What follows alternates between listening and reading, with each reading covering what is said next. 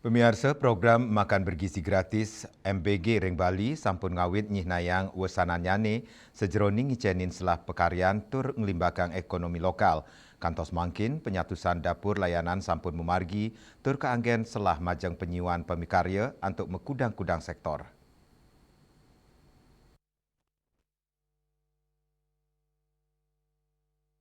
Anggota Komisi 9 DPR RI Dapil Bali, saking fraksi Demokrat, Tutik Kusuma Wardani Mausang, rawe mangkin sampun wenten sawetara satak ululikur satuan pelayanan pemenuhan gizi SPPG pindah ke dapur penyedia MBG, saking operasional inucap, program puniki sampun anggen selah majeng langkungan solas talian diri pemikarya lokal, dawa kelimbakang, ngawit 6 Januari kali talislai, kantos periode pinihuntat, realisasi anggaran saking APBN ring operasional dapur MBG nyinayang wilangan sampun ngelimbak. Anggaran inucap mawasana langsung majeng keramane, rumasuk petani, peternak, bendege, miwa angge UMKM ring wawidangan SPPG.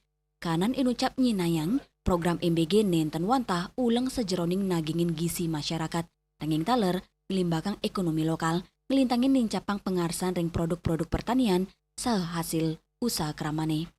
Tentunya sampai saat ini sudah berdiri kurang lebih 228 SPPG. Jadi SPPG itu adalah dapur yang melayani dari makan bergizi gratis ini.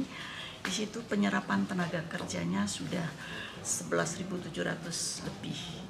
Kemudian dari tahun 2025 awal 6 Januari hingga akhir kemarin tercatat di APBN itu bahwa dana APBN untuk belanja dari dapur ini saat itu ada baru 177 dapur itu sudah belanja APBN kepada masyarakat yang ada di Bali itu 1,39 triliun untuk petani, peternak, nelayan, juga UMKM yang ada di sekitar dari SPPG itu.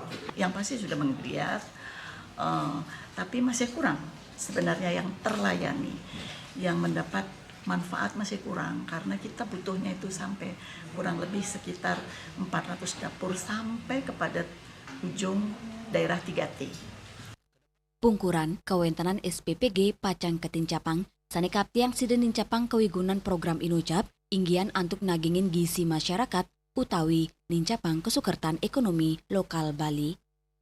Yana, Bali TV.